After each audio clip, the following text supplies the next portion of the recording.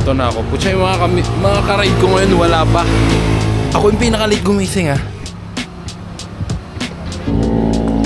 Thank you. Alright. Init. Ba't walang sleeve? Ayun na nga at dumating na nga yung kasama natin sa ride ngayon. Si Jay pati yung kapatid niya. Follow nyo na din siya sa Facebook niya. Nagva-vlog din yan. Oo nga pala, parehas kami ng kulay ng motor. Nauna nga lang siya, kulay dilaw. Tapos sabi ko, gusto ko din talaga dilaw. Dilaw ang next na ipaparap ko talaga. At yun na nga, natupad na. Kaya parang leche flan ngayon yung mga motor namin. Ngayon, kung makikita nyo, yung kanya ay Honda CBR 600. Yung akin naman, ZX6R. Ayan, nagtsaa muna tayo para ditaan. So guys, ito yung motor namin eh. Kung compare mo yan side by side bro, para kami leche flan.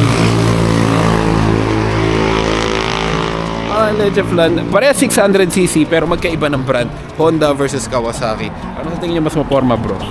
Kahit parehas dilaw yan bro, may mas maporma dyan. Ang sangkuya niya o parang si Spider-Man may skateboard sa likod.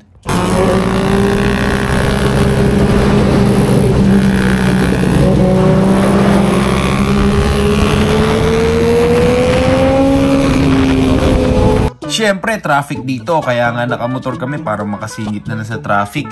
Bakit nga ba hindi pwedeng magtagal ang traffic sa motor? Kasi nag-overheat yan bro.